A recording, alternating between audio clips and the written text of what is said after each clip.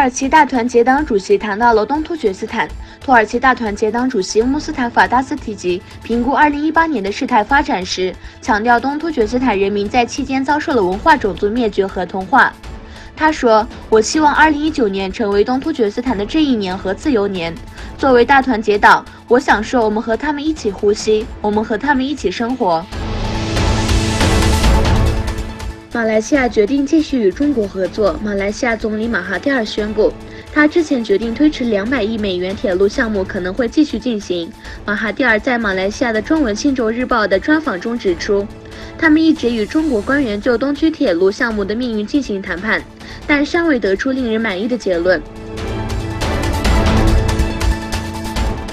云南强拆清真寺，中国继续在全国各地镇压宗教。云南蔚山县永建镇3座清真寺不久前被当地政府查封。中国云南省的西南地区，中国当局已确认3个清真寺关闭，但驳回关于人被捕的指控。蔚山县宣传据称，因非法崇拜关闭了清真寺，采取了必要措施。中国少将扬言击沉美航母。中国军事科学学会副秘书长少将罗源称，我们击沉他1艘航母，让他伤亡5000人，击沉2艘，伤亡1万人。他说，中国可以沉没2艘美国航空母舰来结束与美国在南中国海的冲突，但他警告说可能会造成1万人死亡。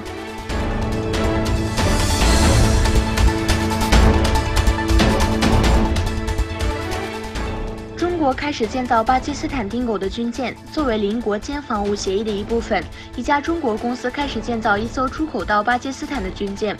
根据邻国之间的防务协议，中国已经开始建造1艘出口到巴基斯坦的高技术军舰。根据中国日报引用国家船舶工业集团公司的报道，这艘船的建造始于上海的沪东中华造船厂，它是中国最先进的战舰版本。